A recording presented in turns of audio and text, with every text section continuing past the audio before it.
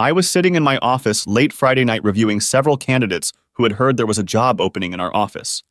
I worked as a regional manager for a chemical company that supplied chemicals for weed control, fertilizer, and water retention in the soil. Our livelihood depended on the farmers who grew or fed us what we ate.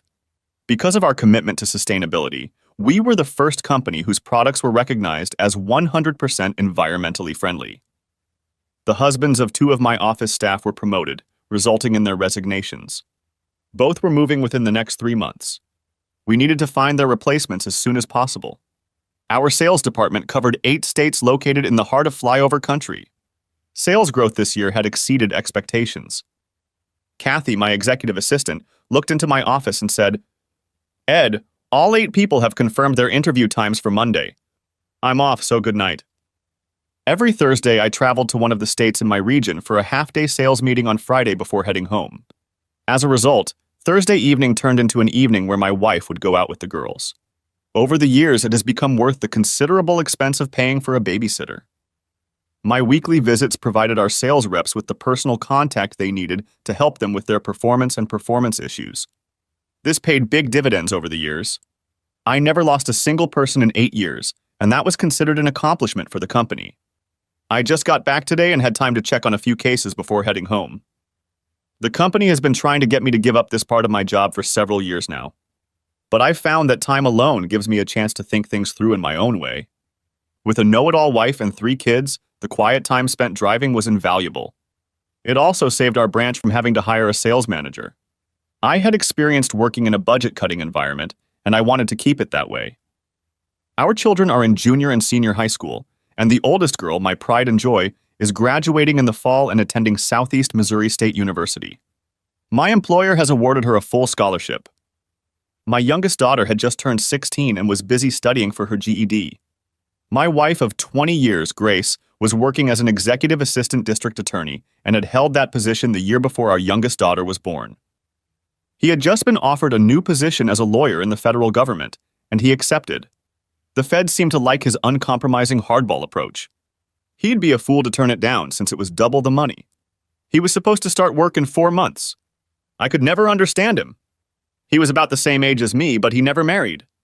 I didn't know for sure, but contrary to rumors, I didn't think he was gay. Every second weekend of the month for the past 15 years, my 3 children have been taken away by my parents so that my wife and I could have some time to ourselves. When they started doing this, my wife and I found ourselves at a crossroads in our marriage.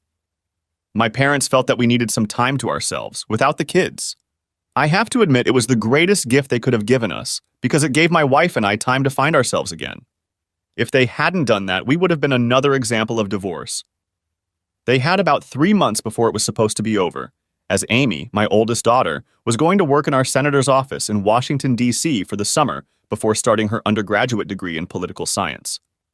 Some time ago, my father, with my permission, bought each of our 3 children a kit from Ancestry.com and jokingly submitted them for testing. According to their instructions, we knew there would only be a match if any of their relatives had submitted their DNA to the same program. My kids talked to me about it, and I gave my approval, saying that we all have distant relatives that we don't remember or know about. Perhaps this would open up a new adventure for us. Amy offered to surprise their mother until we got the results. We knew it could take up to 5 or 6 months to get an answer. This weekend, we traveled to Nashville to visit the Grand Ole Opry and were returning home on Sunday. My wife was the one who planned this special trip as a way to create another memory in our life's journey.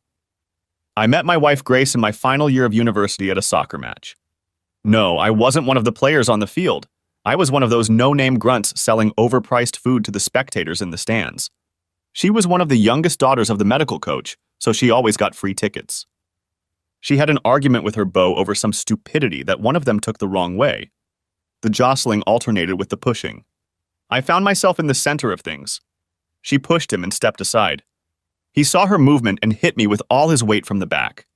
I fell and rolled down the concrete stairs, and the tray of food rolled with me. The next thing I knew, I woke up in the hospital with my head bandaged.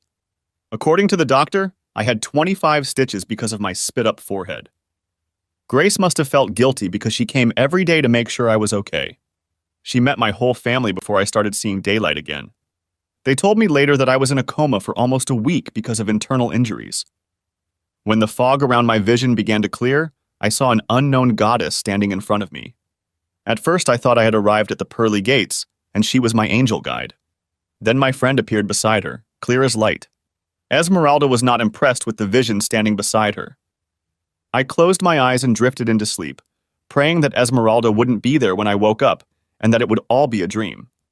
When I woke up, the dream was still around, but Esmeralda wasn't. Esmeralda decided she had to find a new sweetheart to mess around with her. God favored my prayer. Grace stood next to me, never asking me anything while I was slowly getting my life together. I never asked her, but eventually we started dating. One thing led to another. When we graduated, I went into sales and she found her first job as a management assistant. At one of the family reunions, her younger cousin asked why she was still single, and she said because Ed hadn't proposed to me. 3 months later, I stood at the altar and watched the goddess walk toward me. 5 feet 8 inches tall, with long blonde hair, deep bluish, almost black eyes, and a figure that made men drool. Grace and I married. By the 5th year, we had both reached the point where we were ready to break up. To this day, I couldn't understand why or how we were separated. For all I knew, she didn't understand either. We had just stopped at Lambert's on the way home. To me, this restaurant lived off its reputation. What they liked most was throwing huge buns across the room into the air to be caught by customers, because all the other food was outdated, overcooked crap. We stopped at this tourist trap because it reminded my wife of her mother's home cooking. Need I say more? For some reason, my wife reached over and turned off our sound system. When she did that, it meant she wanted to discuss something serious. I reached into my jacket pocket and turned on the recorder. It was a trick I used to maintain confidentiality when I thought I might need to confirm what I'd said later. Ed, my wife Grace asked, have you ever thought about having an affair? My first thought was what brought this on. My second was why is she asking this? Does she have a child or does she know someone who does? Why does she think it's important enough to talk about it right now? I had to clear my mind of the questions before I could speak. Grace, let's be honest, I said. Everyone's been thinking about the affair. The better question is whether I've ever acted on it, and the answer is no. Why not? Asked Grace. Because I said my vows when we got married, I said. They meant something to me, and they still do. As society's attitudes have changed, Grace says, marriage vows no longer have the value they used to. I think you should forget about them and seriously consider finding a mistress with whom you would be compatible. If you're worried about your own guilt, consider that I personally allow you to have such a woman with my unconditional blessing. Having such a woman can help you to appreciate our relationship even more, as well as give you a deeper understanding of what we are. In this way, you will be free to receive the full value and enjoyment of the relationship when you find the right woman you want to have a relationship with, without the burden of guilt. I had a problem with her new point of view because it implied that using other people for her own pleasure and gain was acceptable to her. That was not the case for me. It was a side of her personality that I had never seen before. It made me change my perspective considerably. Answer me this question, my beloved wife, I said. Why is my open affair with your approval so important to you? Have I done something so disgusting to you that you want to find an excuse to destroy our marriage? After 5 minutes of silence, I turned the sound system back on. The lack of response spoke volumes. Grace always had an answer for everything. Now she was silent. I asked myself why. I now believed that my loving wife had a definite reason why she wanted me to have an affair. But why? Regardless of the reason, I now firmly believed that something was seriously wrong in our lives. I knew I had to find out exactly what it was. I had been driving for about an hour. We were about 40 miles from home when I saw my wife turn the sound off again. I reached for my jacket and turned on the recorder. I'm sorry, Ed, Grace said. I guess I've been reading too many Harlequin romance stories. Those ideas must have come from somewhere out of left field. With those words, she turned our sound system back on, figuring that would be the end of it. The problem was that our 3 kids and I knew she hated those books because they were her mother's favorite books. All her life she had called them trailer trash, and she was beyond that. Every time her mother handed her the last of her books, Grace would bring them home and throw them in the trash. After driving the last 40 miles, I realized that the one thing I didn't know much about was her Thursday nights with the girls. We didn't consider it something important or serious enough to worry about. On those rare occasions when I was home, She willingly changed her schedule to be home and with me. Until today, I had no reason to doubt those nights because I trusted her completely. The problem I had to face was that the conversation I just had gave me reason to question what those Thursday night bachelorette parties were all about. Was she going out with girls to bars and having questionable relationships like one-night stands? When I got home, I realized I had to find out what was going on during her bachelorette party. We pulled into our driveway as our kids did with my parents. When we got inside, I treated both of my parents to a rye and Coke. They told me about what they and the kids had done over the weekend. For my parents, the time spent with their grandchildren was invaluable. According to them, it was the grandchildren who helped them to stay young and modern. Each activity was organized with them in mind, so my parents were exposed to things they had never done before. They were there for about an hour, after which they headed home. I walked them both to the car. "Ed," Dad asked quietly, "when would be the best time for us to stop by your office tomorrow for a private conversation?" "I have interviews all day," I said. "Let's say about 3 hours. Whatever the problem is, I'm here for you." "The problem isn't with Mom and me," Dad said in a whisper. "It concerns your wife and her youngest daughter." "I'd better not say anything more since your wife is watching us." "Okay, Dad, I can do it. I'll stop by your place after work and we can fix it in half an hour," I said loud enough for Grace to hear it through the window. After watching them drive away, I went inside and got my car keys. Then I took my toolbox and threw it in the trunk. "Hi, honey," I said. "I need to stop by my dad's tomorrow and make something for him after work, so I might be a few minutes late." "I heard you from the window," Grace said. "Don't worry, we can eat a little later." My dad showed up on time with my mom.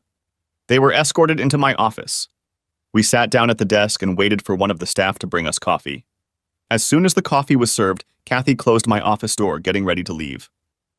"Ed," my father said, "I'm really sorry about my stupid prank of sending our grandchildren's DNA. They found a DNA match for April. She has a paternal grandmother who is looking for her son and his descendants." With those words, he pulled out a form from Ancestry.com. It contained the woman's name and phone number. I was devastated. My father, just by looking at me, realized how much the news had hit me. "Dad, I don't think they made a mistake, so let's see what we can all figure out," I said. Using the office phone, I dialed the number and turned on the recording function and speaker. I wanted to make sure I had a permanent record of the conversation. The phone rang twice before it was answered. "My name is Edward Paul Adams, and I'm looking for Mrs. Beatrice Smith from a DNA match found thanks to Ancestry.com, I said. "May I speak to her, please?" "You're talking to her, young man," the woman said. "How can I help you?" "It's complicated," I said. "Long story short, my youngest daughter, as I just found out, is your granddaughter." "You mean April Marie Adams?" she asked. "Yes, it is," I replied. "Then perhaps you know my son, who I had to give up for adoption when I was only 15, she said. "I might if I knew his name," I said. "He was adopted by a family with the last name Barrow, and his middle name at the time was Luke Robert," Mrs. Smith said. My face turned white. Tears came to my parents' eyes because we knew the name well. Her honest, straightforward remark turned into a hellish nightmare for me. "He's alive and well," I said. "He's now a district attorney in Cape Girardeau County, Missouri. He is also my wife's boss. I can tell you that he's never been married, and now I think I know why." "He's my only child," she said. "I have stage 4 lung cancer and I don't have long to live. Would you allow your daughter April to visit me before I come to the end of my life? If you can't afford it, I'll gladly pay for the ticket. I'd like to meet her to give her my inheritance. Mrs. Smith, under the circumstances, I'll let you make arrangements with my parents. Since you are only one state away, they will take her on a special weekend trip so you can get to know her," I said. "I don't think I would let my daughter go on a trip like that alone." "Is there anything else you want me to do?" "Get me a notarized statement authorizing my attorney to conduct a DNA test," Mrs. Smith said. "Because of the value of April's inheritance, he will want to make sure she is who we think she is before changing my will?" "No problem. I'll pass this call on to my father," I said. "He can work out the details and get directions on how to get to you." I stood up, walked out of the office and handed Kathy my personal tape recorder, saying, "Transcribe and notarize both my conversation and the phone conversation I'm still recording. I'll need them for the divorce court." "Do you want me to process the authorization for the DNA test?" Kathy asked. Katie was smart. She remembered that when I turned on the tape, she should listen in silence. In the past, this had been done, and many conflicts were quickly resolved. "Yes," I said. "But we have to keep it a secret for a few weeks. I want to find out what my soon-to-be divorced wife does on Thursdays." I walked into my assistant's office and said, "David, I need to speak with you and your wife as soon as possible. I'm going to need your cooperation on a personal matter." David looked at me and immediately realized that what I needed help with was very serious. "She's about to be released from dispatch," David said. "I'll text her to come right over." I went back to my office and we worked it out. Using my house key, they would pack April's clothes and leave the following Friday. I would pick her up from school and drop her off at their place by 10 o'clock. I was walking my parents to the exit when David's wife walked in. I told her to go to his office and I would join them shortly. Thanks to modern communications, Kathy already had copies made and transcribed. I gave a copy to David and Cheryl to read. I suggested that they first familiarize themselves with the conversation between my wife and me. I gave Kathy the paper my father had given me to make photocopies of what my father had received from my attorney's file that we were in the process of creating, and told her to find the best one for me. Both Cheryl and David had known my wife and me for many years. Both took what they learned today very hard. Cheryl and Grace grew up in each other's neighborhood. Although they were never close, they naturally knew everything about each other. She was shocked to learn the reality of what had remained unknown until now. "Do you think there's any chance they're still lovers after all these years?" Cheryl asked. "Or was it one of those situations they got into and then realized their mistake?" "I don't know, but I'm going to need your cooperation to find out," I said. "For the next few weeks, I need David to take the company car to travel to sales meetings. Cheryl, I'll need to drive your car because no one will be looking for it. So I need you to drive David's car. I'll let corporate know that we're doing this as part of your cross-training, David, so I'm afraid you'll have to do it for the next 3 months. You're going to follow your wife around on Thursday nights and write down everything you can," David said, "because your wife will still believe you make your weekly trips." "My intuition tells me it's still going on, because why would my wife suddenly suggest I have an affair with her blessing?" I said. If Barrow hadn't changed jobs, nothing would have changed. I believe Grace may be planning to move in with Luke Robert Barrow when he starts working in St. Louis. If Grace could prove that I was having an affair, it would justify in her eyes filing for divorce. "Shit," Cheryl said. "I can see Grace doing something like that?" It's become acceptable in our society to blame the opposition for something you've already done. It's an effective way to take your eyes off your own behavior. "Ed, if you find proof on one of these Thursday evenings," Cheryl said, "call me and I'll have the dispatcher have a couple of blues call her and her lover and tell them you were in an accident. That way, I can get a detailed police report on what state they were dressed or undressed in and where they ended up. A few of the cops would like to get a little revenge on the DA for what he's done against them in the past." Kathy looked over and said, "Dale Allen Britton left the DA's office 4 months ago because he could no longer work for him and opened his own practice.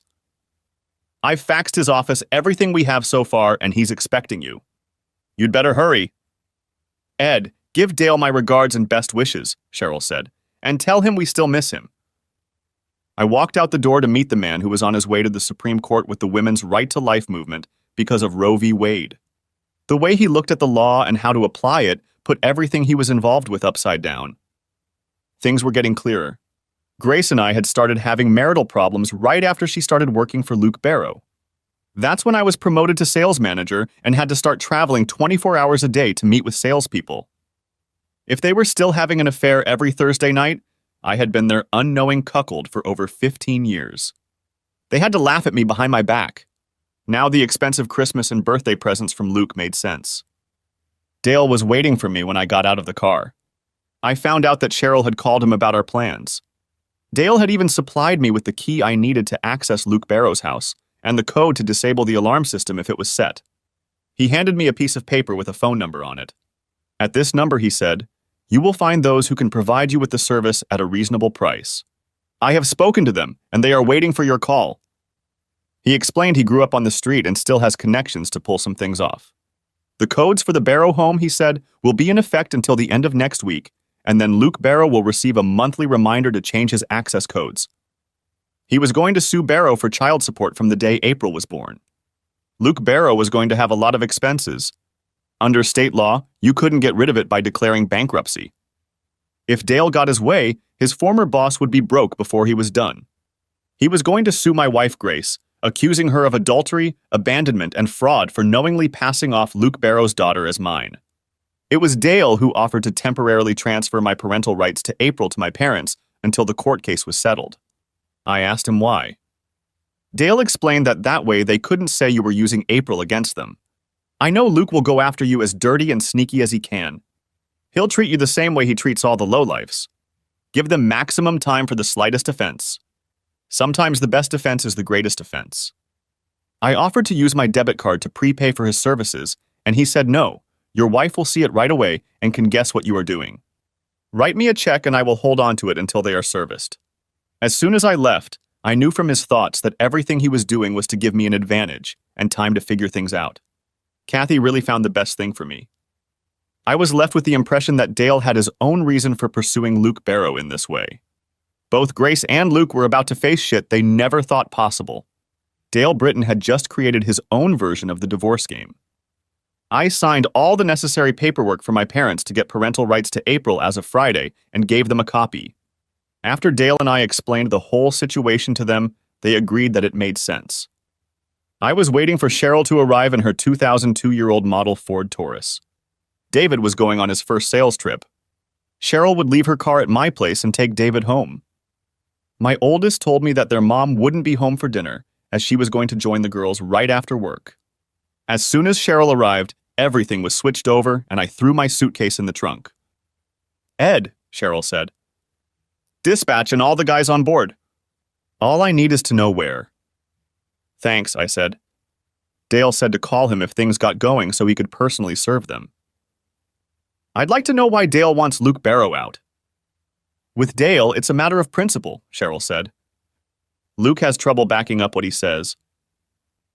It was interesting to watch Grace and Luke drive away in their cars.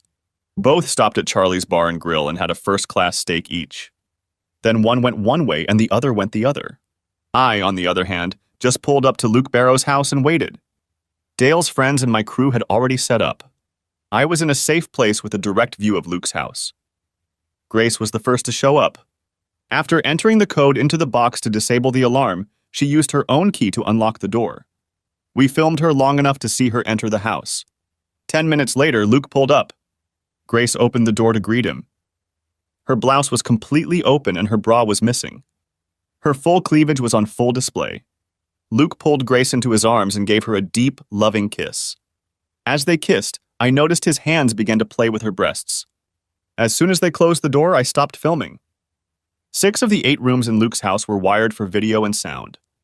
Luke Barrow's neighbor's son was serving a long prison sentence. He agreed to let us use his house as a base. Everything that was filmed at the Barrow house was streamed live to all the Facebook pages they were connected to.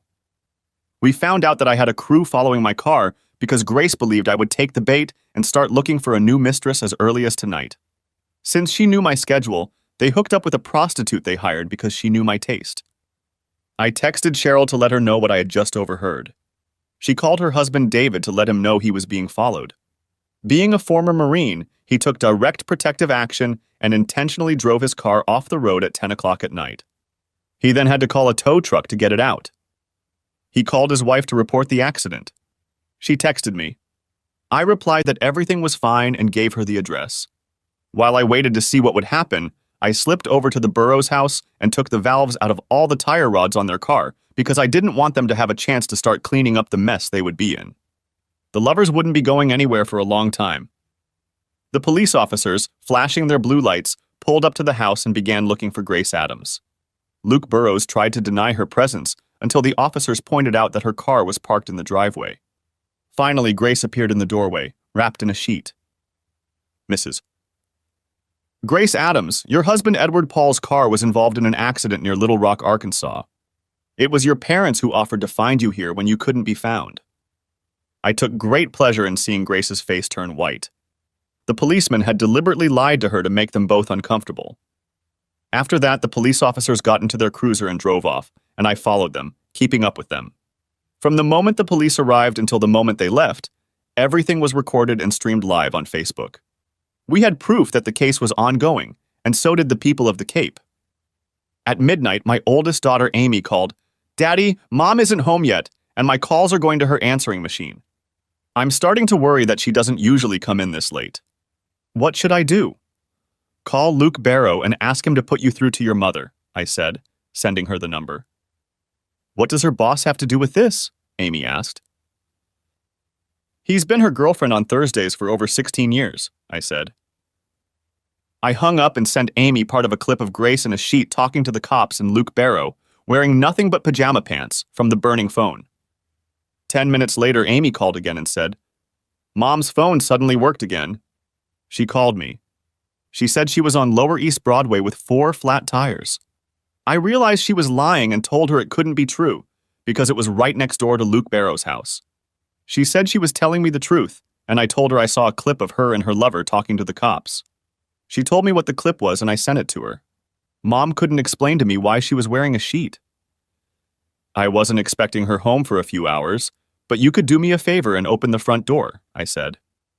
I was getting out of the car when my daughter Amy saw me. She watched me take my suitcase out of the trunk and walk toward her.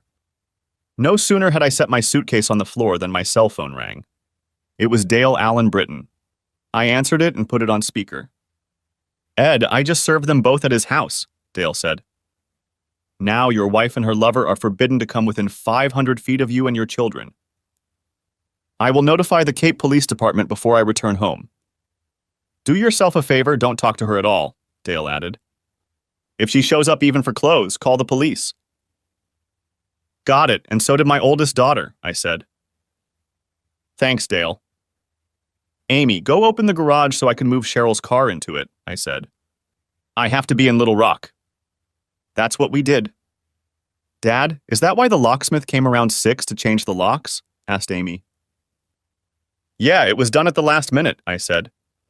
"I got Kathy to order it because it was becoming obvious that it was going to go the way we planned." "What brought this on?" asked Amy. "The DNA test your grandfather sent to Ancestry.com, I said. "They got a match on April. He told me about it at work on Monday. When I contacted the woman, it turns out your mother's boss is her son, who she gave up for adoption when she was 15. Amy, my daughter, lost her temper. I held her tightly until she calmed down. Then we turned off the lights and went into the kitchen to talk quietly. I turned on the tape recorder and let Amy listen to the conversation her mother and I had when we were driving back from Nashville. It was very informative to hear her mother's words from her own mouth. "Why does Mom want you to have an affair, Dad?" Amy asked. "To negate the repercussions of what she did, should it be found out," I said. It's sad that her assumption led to the truth coming out. There was a quiet knock on the door. Since I wasn't supposed to be home, Amy answered it. It was a police officer who informed us that they had stopped the cab Grace was in and told her that she would be violating a court order if she drove on. My eldest daughter and I discussed all of this for the rest of the evening. We both agreed that Grace should have been a writer because she always had a story to tell about her girlhood. "I still can't believe Mom had an ongoing affair with the same man for over 16 years, Amy said. "Why didn't we see that?" "That was easy," I said. "You kids were young. I was a sales manager who had to travel regularly to different states for meetings every week. Out of trust in us as a couple, I saw no reason not to give your mom my blessing for weekly night outings with the girls." "We all trusted her," Amy said. "That's what made us blind to what was going on behind the scenes." I sat stunned. If my daughter hadn't said that, I never would have seen it. She was the one who had used our trust in her that had allowed her to go unpunished for so long. Amy saw the tears filling my eyes and said, "That's what hurts the most. It's not the cheating or the lying. It's the realization that she used our beliefs about her deliberately as a tool to continue the only relationship that meant anything to her." "If your mother did that to someone she claimed to love," I said, "imagine what she'll do to us when she starts hating us for what she's going through." Amy got up to make us both a fresh cup of coffee. At that moment, I realized that dawn had already begun. A text notification came to my phone. "It's from your mom. She'd like to be able to talk to me as soon as possible," I said. "She says that my eldest and I have some family issues that we need to discuss before I return from my trip." "How are you going to respond to her?" my daughter asked worriedly. "Don't worry. Be happy Luke and you can still laugh at the big dumbass behind my back," I said as I wrote this. "You can still move to St. Louis with Luke Barrow, which was your plan all along, just not with our kids." Amy looked at me in utter shock. "Your mother doesn't need me anymore," I said. My usefulness to her was exhausted. She wanted me to have an affair so she could use it against me in divorce court. She didn't think for a second that after all this time she'd be caught. It must have been very painful for Amy to hear the words I wrote to her mother. Not many people are able to recognize the pure truth about anything. Most will call the one who reveals it all the nasty names they know, because the real truth hurts. In time, they will accept it. I stood up and took my daughter in my arms as she began to shed tears again. We managed to calm her down before we heard Eric and April stirring. I turned on the TV in the kitchen to channel Covos 12 to watch the local morning news like I always did. Soon they were having breakfast to start the day. They were surprised to see me at home. We were all surprised to see an image of my wife on the screen. My son turned up the volume out of curiosity. At that moment, I felt sorry for my children because Luke and she were discussing how stupid and dumb I was. Grace said bluntly, "That fool is such a mornin' he doesn't notice everything going on around him." Then their mother made a sarcastic remark about me, which made them both burst into laughter. Then the reporter spoke. "I don't think they're laughing anymore," he said. After watching 5 hours of the longtime lovers' Facebook behavior live. Their plan to set Edward Adams up with a professional prostitute so she would divorce him and take everything he had blew their minds. In the next scene, Dale sues them both. The reporter explained what the lawsuits were for. Alice just ran over to me and sat on my lap sobbing. It was a hell of an unpleasant way for a 16-year-old girl to find out that her father was not her biological father, but her mother's longtime lover. Eric summed it up by saying, "If you're just a piece of shit in your mom's eyes, what does that do to the rest of us?" Once April calmed down, Amy helped me explain what had happened since my mom and I got back from Nashville. I called the school and asked them to release them from school for Friday and Monday to give them time to adjust and deal with their emotions. We were about to start breakfast when April said, "Daddy, the chief of police is coming." That got our attention, and we turned up the volume again. It has now been publicly announced that both Grace Adams and Luke Barrow, our current district attorney, are being criminally prosecuted. A task force from across the county is being assembled to investigate. I thought that when a person's behavior becomes public, the masses cannot publicly accept what they do privately. Hypocrisy rules our society every day. After breakfast and cleaning up, I sat my 3 children down at the table. I showed each of them a copy of the letter my father had received. Then I said, "April, my parents are picking you up to take you to meet your biological father's mother. She is dying of cancer and has asked to meet with you. There's a very good reason for that, but I think it's best to have the woman you're meeting with explain it to you. As far as I'm concerned, you are my daughter and always will be. Other than that, if you have any questions, ask your grandparents." "Amy, will you help your sister pack for the weekend while I call my parents?" I asked. As soon as the girls left, my son asked, "How do you handle it, Daddy?" "No," I replied. I find myself in a constant struggle to keep my cool. Remember, son, if this ever happens to you, as a father, you have to stay strong for all the other people in your life. With these words, I called my parents and explained where I was. They said they would come as soon as they finished loading the car. They still had an hour before they had to catch their plane. I didn't realize that it was at that moment that my son and I's relationship was forever changed for the better. The 3 of us watched the daughter I had raised leave with my parents to see her biological grandmother for the first time. I prayed above all that everything would go well and that she would return with the same feelings I had. The DA's office looks like a morgue. Grace Adams went shopping for new clothes after her car was towed and 4 tires replaced. Luke Barrow read the lawsuit filed against him. Although they didn't have a direct DNA sample, they had linked him biologically in such a way that there was no way he could deny his parentage. Now all the staff knew the truth about their relationship, and years-long affair. This, and the fact that they had hidden April Adams's true background, was becoming a political nightmare. Under the law, the term fraud was eventually expanded to include the failure to disclose all material facts about a situation. Because of this, Dale filed a civil suit against Grace and against him together. It was looking more and more like they as a couple had been defrauding her husband Ed for years. All the lawyers he had approached said that Ed Adams and Dale Britton would succeed. The same attorneys he had approached so far wanted nothing to do with it. Most of them had already heard what Dale had done the last time he appeared as a defendant. It was noted that most defenses are based on the assumption that a scheme of certain facts will be presented in such a way that they can be challenged. In Dale's case, when he made his arguments in court, most found that by the time he was done, they had no defense.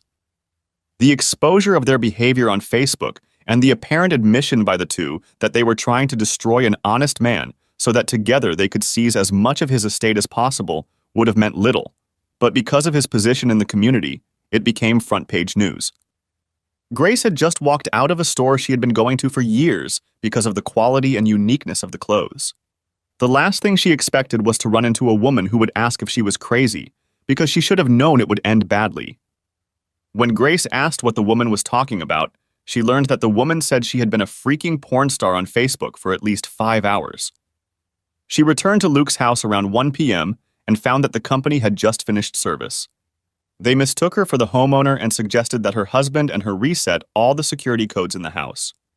It wasn't until they left that she realized she hadn't been asked to confirm with an electronic signature that they were there. She called Luke and asked who wanted to make sure he didn't take the new position in St. Louis. When he asked why, she told him what she had come back for. Then they began to believe that Ed was just protecting himself because they both knew that his new job was a political appointment from the deep state. After making herself some coffee, she sat down at the table and looked over the divorce petition. The first blow was dealt when she learned that it was her words to her husband that had made him suspicious.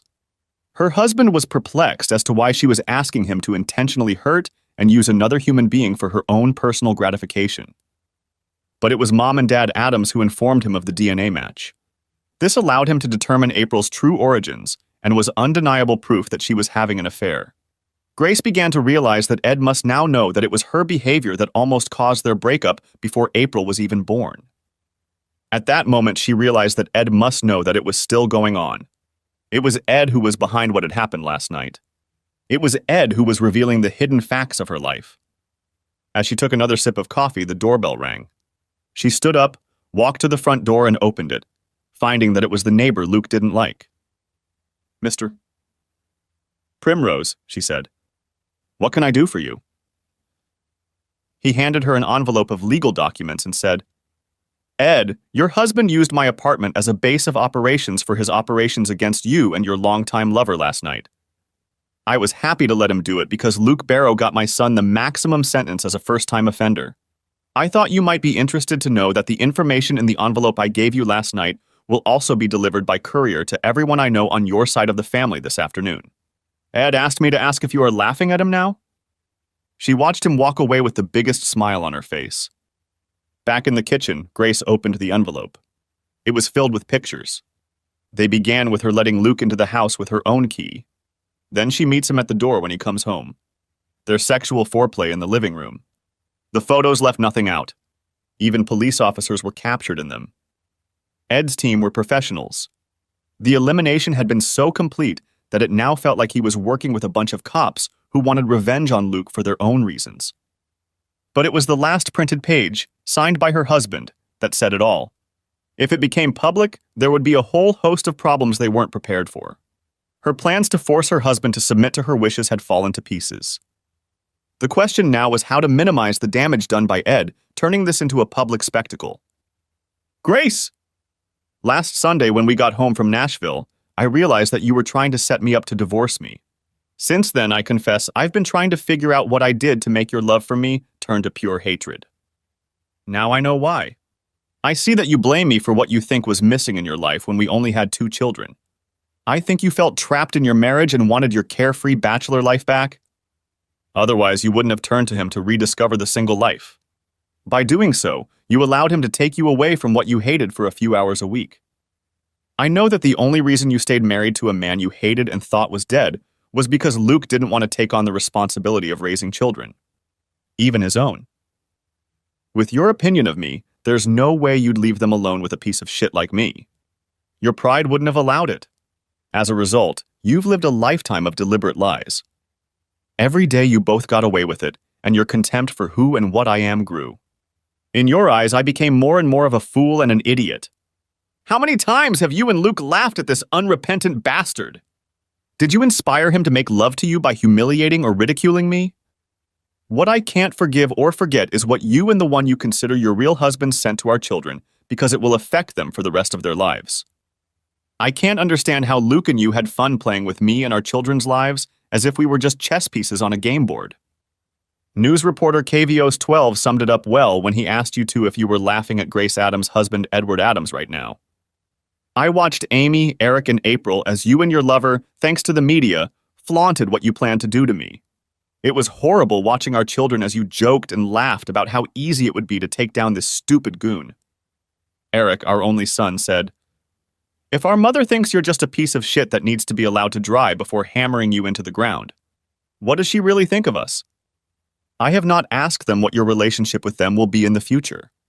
At this point, I can honestly say they don't exist. It was your and your lover Luke's utter disgust and contempt for me that led to this. At least we both know you're laughing with joy because you've left me with a reputation as a hapless goofball for the rest of my life. Perhaps tonight you can both raise a glass to victory. Edie." Grace's hands trembled so violently that she dropped the paper. She looked like an angry, bitter, hateful, and cruel bitch. It was obvious that she appeared to her readers as a mother who didn't care about her children, her husband, or any other human being. The only thing she cared about was herself and the fulfillment of her carnal needs.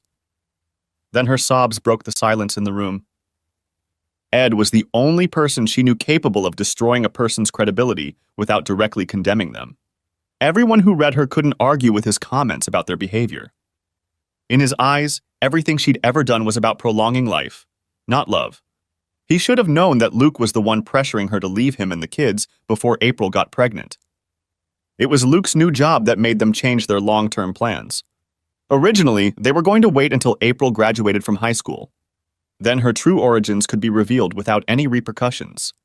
He was right about something, because she wasn't laughing right now. He didn't fail to point out that their own behavior proved his point.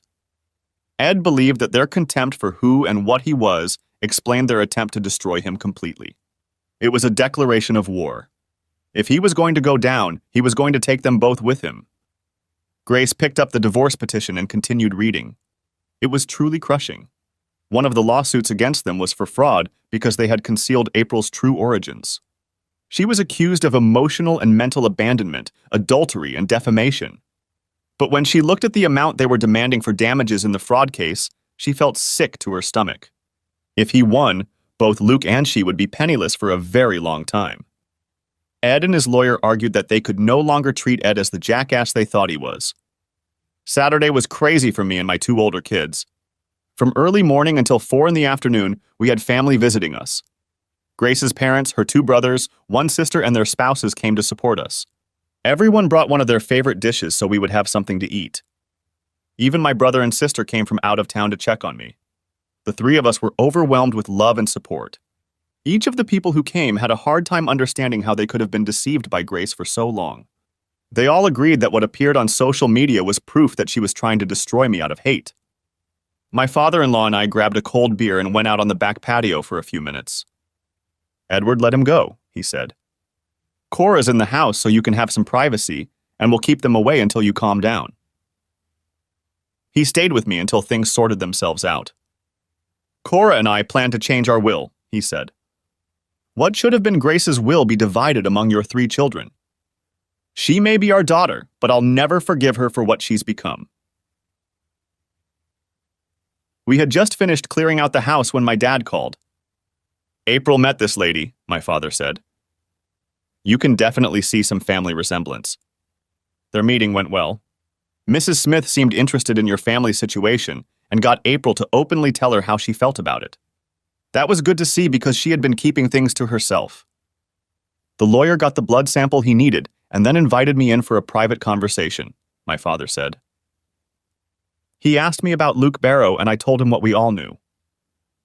I learned that his real father was in prison for life for killing his mistress's husband. Luke would have been left his real mother's inheritance if April hadn't come into her life. Don't worry, Dad, I replied. Dale Britton got a court order banning him from being within 500 feet of either of us. It was a busy day, with many family members from both sides coming to offer their support. We were lodged at Mrs. Smith's estate as her guests. Your mother felt honored to be treated so regally, Dad explained. April is staying with Mrs. Smith now. We both like her. Her lawyer said he hasn't seen a smile on the grand old lady's face in a long time. Hold on, I'll put your mom on the phone. Ed, I got a chance to talk to Beatrice alone for a bit. She asked me what kind of son you were, and I talked about your life in general, trying to be as frank and honest as I could. We talked in great detail about what had happened over the past week. She told me that you left it up to her to tell April why she wanted to see her. She said it had been a long time since a stranger had shown her such respect, and then thanked all of us for telling her how to handle her estate situation. My mom continued. She plans to leave everything in a trust in April's name for you to manage until she turns 25. Text me when you leave so I can be there when you bring her home, I asked before hanging up. I texted April to say we all miss you and send hi to Dad. We finally had time to get everything in order before David and Cheryl arrived in my car. I had to apologize to her for forgetting to return it. The police chief sees a chance to take out Luke Barrow, Cheryl said. He and Dale are working together. Dale has handed him some questionable items for the investigators to look into. When I got back, all the staff were gloomy and upset, David says. I told them in general terms that some of us had been aware of what was going on for most of the week and had helped in any way we could. It's been an emotional roller coaster around here since Thursday night, I said. The kids still have a hard time dealing with it at times, so I'm taking Monday off too. Have you heard anything about Grace? Cheryl asked. Not since Thursday night, I replied. Luke and her are probably busy doing their own thing, since they've made it publicly clear how they feel about us. My youngest daughter called me early Sunday morning and asked if she and her grandparents could come home late on Monday. I gave my blessing if her grandparents would agree. She thanked me for making her go. I asked why. April said that Mrs. Smith made me accept the fact that it was not my fault that her mother's infidelity had brought me into the world. Mrs. Smith made Daddy understand that we were all innocent victims and didn't deserve what her son's and my mother's behavior had brought upon us. I love you, Daddy, she said before ending the conversation. On Monday night, Amy, Eric, and I watched my mom and dad pull into our driveway. My parents looked stressed and tired. As soon as she got out of the car, she immediately rushed into my arms. I had to admit it was nice to have my youngest daughter home. Her father opened the trunk and brought in her suitcase. Eric immediately carried it into her bedroom. Then the three of them went to the family room so April could tell them about her new grandmother. This gave my parents and I a chance to catch up. We went into the kitchen. While I made fresh coffee, my parents told me about their impression of Mrs. Beatrice Smith. When we left, she was calm, my father said. It was like she had reached a point where she was ready to accept her death. Meeting April and having April accept her was important to her. Mom pulled an envelope of legal documents out of her purse and handed it to me, explaining, "This was given to me by her lawyer, per Beatrice's instructions." I opened it and pulled out the letter. Opening, the first thing I noticed was a check for $50,000. The letter was short and to the point. The great lady thanked me for granting her request. She was informing me that before I contacted her, she had already lived beyond her life expectancy. DNA confirmed the biological connection. April is a beautiful girl. You have raised her well. Use the resources I have given you to get through the difficult time you are going through, and don't forget your values. I gave it to my parents to read. It was hard to realize that my parents and I may have fulfilled a man's dying request. Over a cup of coffee, I explained to them everything that had happened while they were on the trip. I told them that I felt that emotionally, everything was behind us as a family, and that we would be back to our normal way of life starting tomorrow. The rest of the week went smoothly. Grace tried to contact each of our children by cell phone and was told not to call again. The corporate headquarters was thrilled that I was no longer leading sales meetings and began looking for a sales manager for the first time in 10 years. I was sitting in my office going over the month sales figures when Kathy poked her head through the door saying, "Shit hit the fan." I looked up at her and asked, "What now?" "I received a letter informing me that your latest letter to Grace was published on a Southeast Missouri newspaper website." I went to the website and found the Speak Out section to open it. Katie came over to my desk and started reading, looking over my shoulder. By the time she finished reading, she was sobbing. "I wrote it when I was emotionally upset," I explained. "Maybe I was being too harsh." "No, Ed," Kathy said. "You just coldly and bluntly stated what her long-term behavior shows. Either one of them could have gotten over it and come clean. Luke got the benefit of a long-term relationship without the cost." "That's what I thought," I said. "It's not often that the community at large gets to see what someone's behavior costs a family, and in such a public way," Katie says. "For anyone who has been divorced like me, it's a stark reminder of the pain and suffering they had to go through before they could start living again." "Look at that last comment," I said as I read it aloud. "As a feminist for most of my life, I have fought for equality and empowerment. What this woman and her lover did to her husband and children has forever tarnished our movement." Grace and Luke were having dinner at Charlie's Bar and Grill.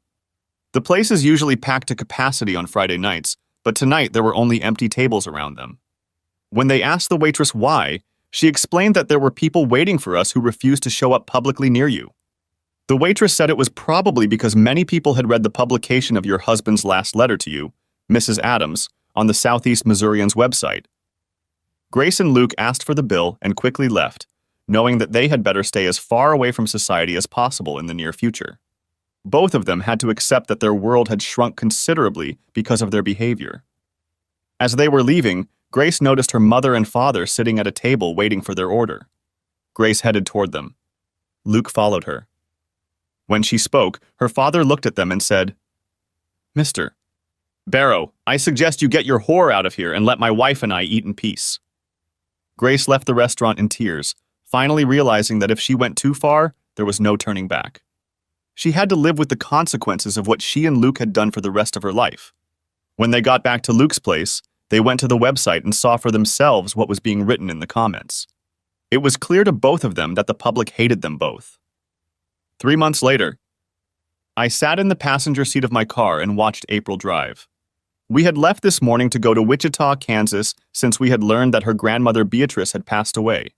We were on our way to the airport to take the private jet that the estate provided us. April was having a hard time with this, as they had grown close through constant phone calls to each other when she returned from her trip. Amy and Eric helped me a lot, and all 4 of us became closer as a result. They both encouraged me to start dating, but I kind of kept quiet about it. Once burned, twice embarrassed. Luke and Grace were now living in St. Louis. The feds had authorized him to start work early. The county was happy to get rid of him early if he paid back over $45,000 in questionable expenses. They were now living in a rented 2-bedroom apartment in case they had to declare bankruptcy because of an impending civil suit. Under Missouri bankruptcy laws, they could only keep $10,000 each. Our divorce was finalized in accordance with state law. Grace was to pay me child support while they were in school and cover 50% of their living expenses if they lived on campus. The civil fraud trial was due in 2 weeks. My children still refused to talk to their mother, as did her relatives. She had experienced firsthand that people can take so much crap that they then leave for good. April had to endure a meeting with her biological father, organized by the state child welfare agency. It did not go well for him. She told him that his mother had told her that he, like his real father, was a drug addict who should not be allowed near any woman. In the presence of child welfare officials, April told him that both her mother and he were dead in her eyes. We attended her grandmother's funeral. Afterward, the lawyer revealed to both of us how large her inheritance was. It was overwhelming for both of us. As trustee, after discussing it with our daughter, we decided to sell her grandmother's house with all the contents except for personal jewelry and a few photographs that April wanted to take. We got home. The school year was winding down.